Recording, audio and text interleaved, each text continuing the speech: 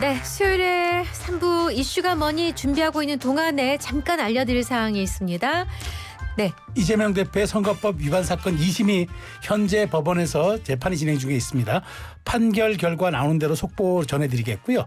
현재 민주당 의원 50여 명이 법원 앞에서 판결 결과를 기다리며 대기 중에 있다는 소식 전해드리겠습니다. 네, 자 이슈가 뭐니 이어갑니다. 잘 듣는 것만으로도 돈이 되는 귀한 정보 드립니다. 세금 줄이는 법, 부동산, 주식 동향까지 각 분야의 일타 강사들이 전합니다. 오늘은 일명 염블리, 염승환 LS증권 이사 모셨습니다. 어서 오십시오. 어서 오십시오. 자, 오늘 경제 이슈 톱은 당연히 이 뉴스입니다. 정의선 회장 얘기입니다. 현대차그룹이 미국의 31조 원, 무려 210억 달러의 규모의 투자를 하기로 했는데 이건 우리 역사상 지금껏 있었던 대미 투자 규모 가운데 가장 큰 규모라고요? 네, 맞습니다. 이번에 이제 31조 원, 이제 210억 달러니까 역대 최고라고 좀 보시면 좋을 것 같고, 네. 이게 어떻게 보면 이제 트럼프 대통령의 아마 이제 기분이 굉장히 좋을 수밖에 없는 그런 네. 상황인 게 이게 트럼프 대통령이 그동안 관세는 세상이 제일 아름다운 단어라고 본인 입으로 계속 얘기를 했는데 네. 그걸 선물을 안겨준 사람이 사실은 이제 정의선 회장이 돼버린 거죠. 그렇죠. 네. 왜냐하면 이제 자동차는 피해가 크거든요. 관세를 부과하면 네. 조 단위로 이익이 까먹을 수가 있는데 그러니까 이제 아마 정의선 회장은 결정을 한 것 같아요. 차라리 관세로 그냥 이걸 날리느니 그냥 미국에서 투자를 해서 네. 더 생산을 늘리자. 네, 사실 네. 지금도 미국에서 생산을 많이 하는 편인데 네, 네. 이번 투자로 인해서 지금 미국에서 판매되는 게 작년 기준 171만 대 팔았거든요. 네. 네. 근데 이번에 이제 투자를 늘리게 되면 120만 대를 미국에서 생산해요. 네, 네. 그럼 많은 물량을 이제 미국 내에 소화할 수가 근데 있으니까. 걱정은 그거 안 팔리면 어떡해요? 171만 대 팔았는데. 아니 근데 그 나중에 또 경기 그런 리스크가 좀 있을 거라는 근데 얘기도 그건 뭐 있더라고요. 사업하신 분들이 뭐 그건 알아서 어쩔 수 하지. 없는 건데. 근데 네. 현대차의 경쟁력이 또 워낙 뛰어나니까 네. 뭐 아마 그런 좀 어떻게 보면 좀 승부를 건 거 아닌가. 그리고 어쨌든 미국 시장은 놓치면 안 되거든요. 네. 현대차 이익의 많은 부분이 거기서 나오니까. 네. 근데 이게 결국에 트럼프 대통령이 원하는 그림입니다. 관세를 통해서 약간의 이제 그 얻어낼 거 얻어내겠다. 압박을 주고 네. 그다음에 딜을 하자. 그러니까 트럼프 대통령이 제일 원하는 것 중에 하나가 미국에다 공장 짓기를 되게 원해요. 네. 근데 이제 바이든 대통령은 보조금으로 이제 회유를 네. 했는데 네. 트럼프는 반대로 채찍을 들고 있는 아유, 거잖아요. 들어와라. 네. 근데 어쨌든 이제 정의성 회장이 뭐 이 화답을 완성차 했네요. 예. 업체로는 거의 최초죠. 최초로 지금 이제 이렇게 화답을 했고 우리나라 입장에서도 어쨌든 지금 보면 우리나라 좀 미국의 대미 수출이 워낙 많으니까 네네. 트럼프가 이제 곧 관세 발표할 거거든요. 네. 그런 부분에 있어서 한국을 또 조금 이제 중요하게 바라볼 수 있기 때문에 네. 뭐 굉장히 좀 그렇군요. 의미 있는 발표가 예. 아닌가라고 생각합니다. 네, 특히나 백악관에서 트럼프 대통령하고 함께 이 내용을 발표한 게 큰 관심을 끌었거든요. 네. 트럼프 대통령은 그동안 동맹국에도 가차없이 관세 엄포를 놨는데 어제 현대차 정의선 회장의 이 발표를 듣고 그럼 현대차는 관세 안 내도 된다. 바로 네. 이렇게 얘기를 했죠. 아주 화끈합니다. 네. 근데 이게 뭐 만약 관세를 부과했을 때 한국에서 만약에 미국으로 갈 때는 관세를 내야 될 거예요. 이제 네. 그건 맞는데 네. 다만 이건 이제 당연한 얘기죠. 미국 내에서 생산하는 물량에 대해서는 관세를 당연히 안 내게 네. 되는 거죠. 근데 어쨌든 이제 기분이 되게 좋았던 것 같아요. 트럼프 대통령 입장에서 이제 아하. 원하는 걸 좀 드디어 얻었다. 네. 약간 이런 표현을 좀 또 했다라고 보시면 되겠습니다. 근데 그렇군요. 그런 얘기가 있어요.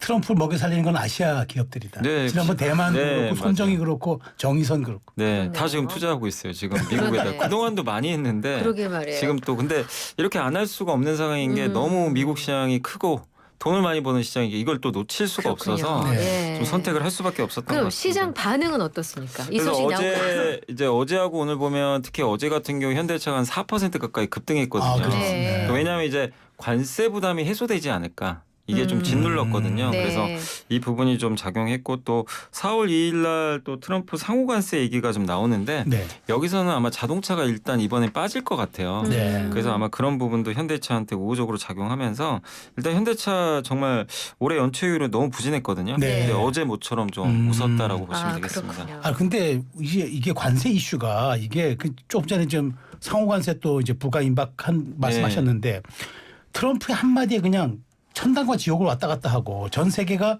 일희일비하는 이런 모습인데 이제 네. 그럼 트럼프 입에 대한 리스크는 없습니까? 이제는 계속 이제 이거죠. 트럼프 지금 대통령의 스타일이 일기랑 좀 다른 게 협상을 하면서 결정을 했거든요. 일기 때는. 네, 네. 말을 먼저 네. 하기보다는 그렇죠. 이기는 아니에요. 일단 던집니다 말을. 근데 되게 세게 던져요. 그러니까. 네. 근데 본인 책에 쓴 그 거래 기술 있잖아요. 네네. 굉장히 공포심을 좀 조장하는 거죠. 이제 어. 자기는 원래 50인데 100을 얘기를 먼저 하고 네. 50을 얻겠다는 거죠. 네. 아하. 점점 줄이면서. 예. 그럼 받아들이는 입장에서는 50만 돼도 이게 감사합니다. 이럴 수가 근데 있거든요. 트럼프 입장에서 원래 원하는 거 다 얻는 거잖아요. 네. 그러니까 이제 처음에 좀 굉장히 센 단어들을 많이 얘기를 하죠. 근데 지금 실제로 보면 상호관세도 전 세계에 다 부과하고 뭐 자동차, 반도체, 의약품까지 다 부과할 거라고 얘기를 했는데 지금 막상 이제 4월 2일 얼마 안 남았는데 지금 분위기는 자동차, 반도체, 의약품은 일단 뒤로 밀리는 분위기고 네. 상호관세도 한 15개 정도 국가에만 부과할 거라는 얘기가 나왔어요. 그러다 보니까 이제 시장에서는 확실히 좀 트럼프가 이걸 협상으로 좀 이용을 하는구나. 그래서 관세 공포가 조금 이제 트럼프 말 한마디에 의해서 조금씩 완화되고 있기 때문에 근데 이 말이라는 거는 또 언제든지 또 변할 수가 있기 그러니까. 때문에 네. 그래서 변동성은 계속 이어지겠지만 일단 4월 2일 날 우려했던 만큼의 관세 부과는 없지 않겠냐. 네. 이렇게 좀 시장을 보고 있는 것 같습니다. 네. 이 최근 트럼프 대통령 측근인 스티브 데인스 미 상원 의원이 중국을 방문해 리창 중국 총리를 만났습니다. 트럼프 2기 행정부 출범 후에 미국 고위급 인사가 중국을 찾은 게 이번이 처음이라던데 이런 거는 어떤 징후로 봐야 될까요? 일단 트럼프 대통령도 이제 시진핑을 만나려고는 해요. 뭐 네. 당연히 만나겠죠. 예, 만날 텐데 그 시점을 이제 두고 뭔가 좀 또 상호간에 그냥 바로 만날 수는 없잖아요. 네, 그래서 아마 스티브 데인스 미 상원의원이 트럼프 일기 때도 미중 무역부 전쟁을 좀 중지한 사람입니다. 네. 그래서 이제 중국과도 이런 좀 교류가 있었기 때문에 먼저 아마 탐색전 하는 거 아닌가. 가서 좀 어떤지 한번 보고 와라. 네. 미국 정부는 좀 선을 그었거든요. 네. 이거랑 이건 별개라고 했지만 네. 사실 그걸 그대로 이제 받아들이신 분들은 없으실 것 같고 네. 아마 탐색전을 하는 것 같고 네. 결국 이제 이 만남이 이루어졌다는 것 자체는 조만간 어쨌든 이제 그 시진핑과 이제 트럼프가 좀 또 전화 통화하지 않겠냐. 네. 그래서 어쨌든 이제 만남이 아직은 구체화되지 않았지만 서로 탐색전 하고 있고 사실 우리나라 입장에서 제일 좋은 그림은 올해 11월인가요? 그 에이펙 정상회담 경주에서 열리잖아요. 경주, 예, 거기 일단 10월에. 시진핑 주석 온다고 그러니까요. 했거든요. 네네. 거기에 원래 이제 미국 대통령도 옵니다. 정상이기 때문에. 네. 네. 그러면 이제 관례상 온다면 거기서 만나는 그림이 딱 나온다면 처음 네. 굉장히 이제 모양도 좀 좋을 수가 있거든요. 그래서 올해 언제쯤 만날지 모르지만 네. 기왕이면 좀 한국에서 만나는 것도 저는 좀 괜찮지 않을까 이렇게 생각은 하고 있습니다. 자, 국내 이제 뉴스 한번 볼게요. 삼성전자를 이끌었다라는 표현이 과하지 않을 정도로 사실 그동안 그 삼성에서 큰 역할을 해오던 한종희 삼성전자 대표이사 부회장이 갑작스레 별세했습니다. 사실 삼성의 TV 사업을 글로벌 시장에서 영향력 있는 분야로 만든 사실 핵심 인물이고 얼마 전에 또 이제 대표이사 연임이 돼가지고 그 여러 가지 기대를 끌었는데 이게 그러면 앞으로 삼성의 마케팅 등 사업 전반 전략의 이 핵심 인물이 지금 갑작스레 이제 별세했기 때문에 좀 영향이 있지 않을까 그런 또 전망이 있더라고요. 근데 이제 이재용 회장이 어떤 결단을 내릴지 모르겠어요. 이제 지금 2인 대표 체제거든요. 그렇죠. 근데 이제 다시 1인 대표 체제로 이제 어쩔 수 없이 바뀌었는데 아마 조만간 또 인사 이동이 좀 있지 않을까 이렇게 아하, 보고 있고 네. 워낙 뭐 이분도 대단하셨던 분이죠. 글로벌 TV 시장 거의 19년 연속 1위 차지할 정도로 이 가전 쪽에서는 굉장히 좀 좋은 성과를 좀 내서 네. 네. 어쨌든 이제 그동안 그 삼성을 좀 잘 이끌어왔는데 다만 이제 이 언제쯤 인사이동이 있을지는 좀 지켜봐야 되겠고 그리고 이제 주식시장 측면에서는 크게 영향은 일단 좀 주진 못하는 게 삼성전자의 주가는 결국 반도체가 결정하거든요. 네. 그래서 이 한종희 부회장은 반도체 쪽은 아닙니다. 아니기 때문에 사업부가 그쪽 이제 네, 네. 흔히 뭐 스마트폰이나 스마트폰, 가전 그렇죠. 예. 그쪽 예. 가전 쪽이죠. 네, 그래서 거기 이제 안정적으로 돈을 벌고는 있는데 결국 반도체가 얼마나 잘하느냐에 주가가 변동성을 보이니까 주가 영향은 좀 제한적이고 다만 이제 오늘 또 삼성전자 주가가 최근에 좀 6만 전자를 넘었어요. 네. 네, 근데 그 이유가 반도체 가격이 좀 계속 오르고 있어요. 아 그래서 최근에 중국에서 네. 이제 뭐 데이터 센터 투자 늘린다 막 이러면서 그래서 좋아지고 있어서 현재 삼성전자 이제 그 주가 분위기 자체는 굉장히 긍정적이다 이렇게 보고 지금 있습니다. 6만 넘어서 6만 1,000원 정도 6만 넘었었죠. 네, 넘었었습니다. 네. 그렇군요. 자, 또 주말 사이 이재용 회장이 중국 발전 포럼에 참석한 게 눈에 띕니다. 요거 또 긍정적인 영향을 줄까요? 근데 이런 데가 이재용 회장이 조금 이제 그동안 좀 그 안 보였었잖아요. 네. 사실은. 그렇죠. 사실 안 근데 보였었죠. 이제 이렇게 지금 갑자기 나옵니다. 네. 여기저기 좀 등장을 하고 그러니까. 있는데 네. 되게 좋은 일이죠. 아. 이렇게 CEO가 직접 뛰어야 되고 지금 정의선 회장도 바로 갔잖아요. 그러니까 그렇죠. 왠지 네. SK한테 좀 밀리는 것 같고 네. 현대차에 밀리는 것 같고 뭔가 자꾸 밀리는 것 같단 말이에요. 근데 이게 CEO가 어쨌든 모든 일을 하는 건 아니지만 상징성이 있잖아요. 그럼요. 이재용 회장이 또 상징성이 있기 때문에 네. 당연히 이런 중요한 행사에 다 네. 참여를 하는 게 맞는 거고요.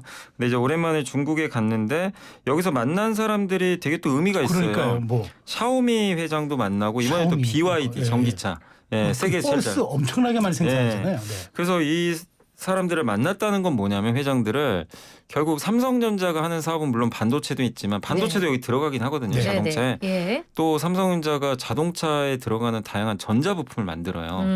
그런 것들을 이제 흔히 뭐 이제 그 요즘에 자동차는 다 디스플레이 달려 있죠. 그렇죠. 거기도 삼성이 디스플레이 하고 있고. 네. 그다음에 전기차엔 중국은 지금 전기차 시대죠. 그렇잖아요. 배터리도 있을 거고 거기 들어간 다양한 전자부품 사업을 삼성이 다 하긴 하는데 물론 중국과는 경쟁해야 되는데 어느 정도 그 물량만 좀 가져온다면 삼성 입장에서는 굉장히 바람직하기 때문에 고객사죠. 어떻게 보면 그렇죠. 특히 샤오미는 경쟁자이자 고객사예요. 아하. 이 스마트폰은 경쟁자인데 네. 네. 스마트폰 부품은 또 삼성이 또 아하. 납품하는 뭔가 예, 아. 그러니까 이제 경쟁자이면서도 고객사. 고객사예요. 아, 약간 그런 관계인데 그러네요. 그 삼성 이재용 회장 입장에서 만나서 어떻게 영업한 거죠. 예, 영업 활동을 한 건데 네네. 결과는 모르지만 어쨌든 이렇게라도 해야 저는 삼성의 또 매출이 더 늘어날 수 있기 때문에 굉장히 좀 이번 방문은 좀 긍정적이지 않을까 이렇게 생각을 하고 그러니까 있습니다. 지금 말씀하신 대로 투자자들도 그런 걸 긍정적인 시그널로 보고 있는 네. 것 같아요. 그러니까 삼성전자가 이제 그러면 6만 넘어섰는데 주가가 네. 그럼 계속 이게 흐름을 이어갈 걸로 이렇게 기대를 거는 것 같죠. 근데 제일 중요한 건 반도체인데 반도체 가격이 한번 오르면 그냥 꺾이는 게 아니라 좀 추세적으로 오르는 경우가 있고 또 올해 10월 14일로 날짜가 이제 나왔는데 네네. 윈도우 10 아직도 많이들 쓰실 거예요. 네. 그거 이제 업데이트 안 해줍니다. 마이크로소프트가. 그러면 이제 윈도우를 바꿔야 돼요. 근데 바꿀 때 아. 보통 PC를 교체하는 경우가 많거든요. 그렇죠. 네네. PC 교체할 때 당연히 거기에 반도체 들어가잖아요. 네네. 그럼 그 수요가 아. 일단 붙게 되죠. 근데 이거는 전 세계 공통 사항이죠. 네네. 모두가 다 그렇게 적용되기 네. 때문에 그래서 보통 이렇게 윈도우 업데이트가 종료되는 해에 삼성전자 주가가 좋았어요. 아. 과거 데이터를 봐도. 네. 그래서 올해는 좀 괜찮지 않겠냐 이 그럼 기대감을 갖고 삼성전자 있어요. 지금 사도 돼요? 저는 뭐 지금 가격 괜찮다고 생각합니다. 전혀. 네. 아니 그 PC를 교체한다. 그럼 PC 자체를 새 걸로 사야 된다는 말씀이세요? 그러니까 물론 윈도우만 바꿔도 되는데 그러니까, 근데 예. 보통 이제 사람이 요즘에 AI 그렇죠. PC가 또 나오고 기업들 같은 경우는 이제 업데이트 종료하면 그거 쓰면 안 됩니다. 아. 보안 문제 그러니까. 무조건 바꿔야 돼요. 그러니까 수요가 엄청나게 늘어나죠. 네, 그래서 그러니까. 보통 그게 다 바꾸진 않더라도 PC를 교체하긴 하거든요. 중고 PC 많이 나오겠는데. 중고 PC도 나올 수도 있고. 어. 그래서 이제 어쨌든 D램 수요가 올라가니까 일단 긍정적일 수밖에 없는 거죠. 그렇군요. 네. 자, 그 뉴욕 증시의 부진 속에서도 반도체주를 중심으로 이제 선방을 하고 있다라는 평가를 받고 있는 이제 국내 증시인데 우리 연불리께서 중단기 전망을 좀 해주신다면. 올해 상반기는 한국이 저는 더 훨씬 낫다고 생각을 해요. 지금 미국 증시 되게 부진했잖아요. 최근에. 네네. 예. 근데 그게 이제 트럼프 대통령의 정책상 지금 막 공무원들도 해고하고 그렇죠. 막 좀 디톡스하자, 독 빼자, 정부에 네네네. 너무 의존했으니까 우리 정부 지출 좀 줄이자. 아. 근데 그거를 먼저 하고 그다음 관세도 해야 되잖아요.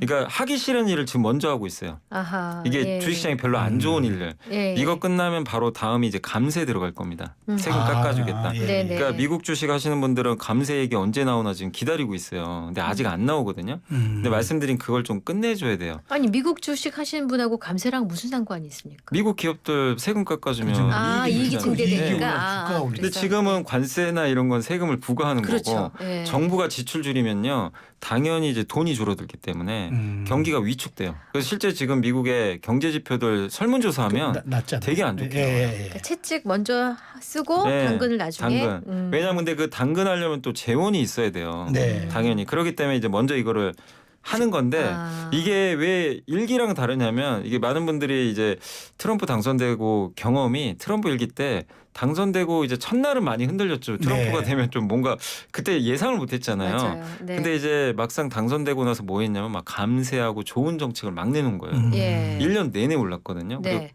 관세를 그 다음에 했어요. 아. 지금은 순서가 바뀌어버렸죠. 바꿨네요. 그러니까 네. 주식시장도 반대로 가요. 아. 그때는 주식시장 먼저 가고 나중에 빠졌는데 맞았는데. 근데 지금은 먼저 관세부터 때리니까 그래서 이게 선후관계가 바뀐 거죠. 그럼 이걸 안다면 다음에 올라가는 거는 우리가 딱 봐도 아 감세 얘기 나오는 거. 그러겠네요. 근데 그건 이제 지금은 아니고 한 하반기로 보고 있어서 그럼 그 전까지는 외국 투자자도 봤을 때 미국보다는 좀 덜 올랐던 그런 나라를 지금 찾고 있거든요. 대표적인 게 홍콩. 네. 근데 여기 공통점이 있죠. 유럽도 마찬가지. 돈 푸는 국가들이에요 지금.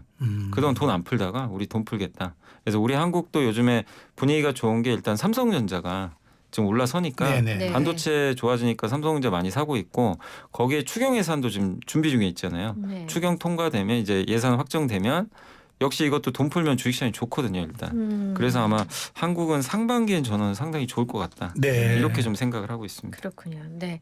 자, 이번 주에는 알래스카 주지사 방한 이벤트도 있다는데 알래스카 LNG 개발 총 64조 원 규모의 대형 프로젝트라는데 가스 관련주의 움직임은 어떻습니까? 가스 관련주들이 이제 최근에 뭐 이렇게 그 강관 회사라든가 이 파이프 같은 네, 거 파이프 회사들. 그런 회사라든가 이제 이런 가스주들이 이제 당시에 이제 처음 얘기가 나왔을 땐 주가 좀 올랐는데 이제 최근에 좀 다시 빠지고 있어요. 근데 물론 이제 알래스카 주지사가 이제 방한하는 기간 동안 우리나라 기업들을 많이 만나겠지만 이게 이제 결국 한국이 참여할지 안 할지는 아직 결정된 건 아닙니다. 근데 미국은 참여하기를 원하고 원하죠. 네네. 근데 또 관세가 있기 때문에 참 한국 정부 입장에서 이거 안 하기도 또 애매하고. 애매하고. 네. 네. 근데 하는데 문제는 이게 채산성이 있냐 이게 그렇죠. 문제거든요. 이익이 남아야 되는데. 네, 근데 이게 너무 긴 프로젝트고 네. 아시겠지만 알래스카 엄청 춥거든요.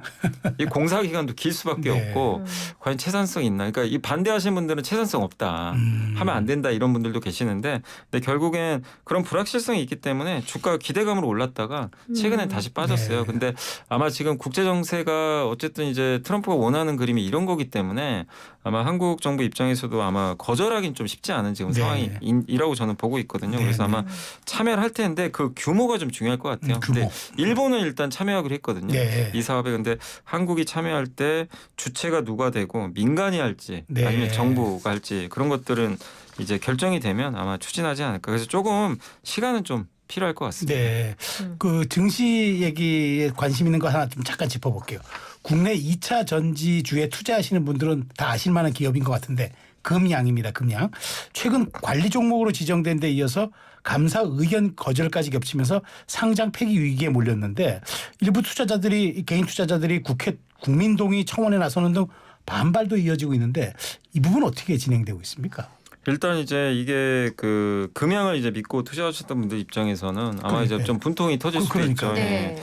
근데 어쨌든 지금 의견 거절이라고 이제 보통 감사 보고서를 쓰자 회계 감사를 하잖아요. 네네. 그래서 이게 이제 제대로 썼는지 네. 다 조사를 하는데 거기서 이제 의견 거절인 게 계속 기업으로서의 존속이 좀 불확실하다. 그러니까 앞으로 이 회사가 존속할 수 있을까 약간 이제 불확실하다는 건데 그러니까 판단을 못 내리겠다는 거. 그래서 의견 거절이에요. 의견 거절. 근데 의견 거절이면 일단 이제 그 이 증권거래소에 있는 이 법상 네. 상장 폐지 사유거든요. 아. 폐지가 되는 건 아니고 네네. 사유가 해당. 사유가 되는 예, 건데. 그래서 거래를 정지시켜요. 그래서 지금 네. 거래가 안 되고 있고 거래 정지 상태에서 회사가 먼저 이의 네. 신청을 합니다. 그럼 받아들여지면 이제 이게 상패 그가 맞는지를 상장 조사를 폐지가. 해요. 네네네. 그래서 그게 보통 1년에서 2년 걸리거든요. 네. 그러니까 이제 주주분들 입장에서는 최소한 1, 2년 정도 이제 자금이 묶여버릴 가능성이 높기 때문에 아. 굉장히 힘들 수밖에 없고 그리고 그러네. 이게 뭐 2년 후에라도 다시 이게 거래가 되면 다행이잖아요. 네.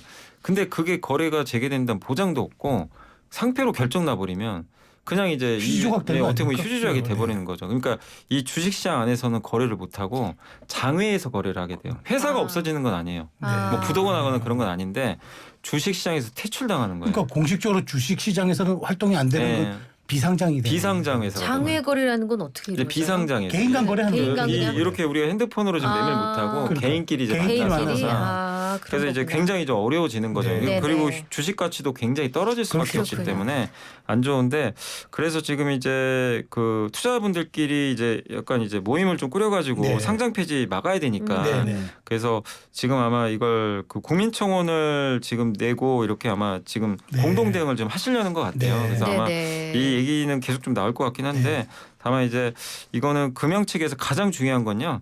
금영이 지금 감사인에서 요구한 게 재무구조 개선 같은 네. 거거든요. 네. 이거를 정확하게 숫자를 적어서 우리 어느 어떻게 시점에 하겠다. 이렇게 해서 부채도 갚고 하겠다. 정상하게 이거를 받아들여줘야 돼요. 네. 그러니까 그거를 지금 금영이 가장 할 숙제가 아닌가 이렇게 생각을 합니다. 자, 그다음 또 핫한 것이 홈플러스입니다. 회생 신청을 했는데 이 김병주 MBK 회장이 사재를 출연한다는 얘기도 있었어요. 근데 홈플러스 정상화를 위해선 1조 5천억 원이 필요한 걸로 추정이 됩니다.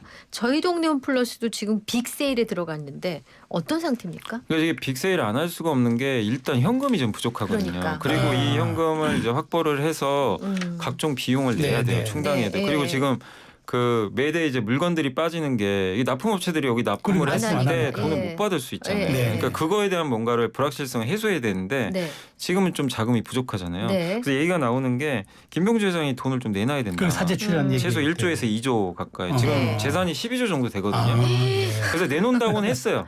네. 했는데 금액은 얘기는 안 했어요. 네. 그리고 지금 이제 아직 이제 공식 성상이 좀 안 나오니까 네. 그래서 빨리 김병주 회장이 어쨌든 해외로 간 걸로 좀 알려졌는데 빨리 한국에서 좀 여기에 대해서 좀 시간이 좀 부족하기 때문에 네. 예, 사제 출연을 할 거면 네. 좀 과감하게 할 필요가 좀 있는 것 같고 네. 어쨌든 지금 홈플러스는 지금 아마 6월까지는 아마 이제 협의를 통해 가지고 네. 어떻게 이제 그 처리를 할지는 좀 결정을 해야 되는데 메리츠 금융이 여기 이제 1순위 네. 담보 채권자거든요. 담보 채권자예요. 근데 네. 여기서 만약에 메리츠 금융이 지금 담보가 있어요. 그 홈플러스 네. 그 점포 네네. 이거를 담보를 그냥 처분해 버릴 수도 있어요. 네. 뭐 법적으로 그게 안 되는 건 아닌데 아닌데. 문제는 뭐냐면 이걸 처분하는 순간 2만 명의 고용이 밑으로워지고요.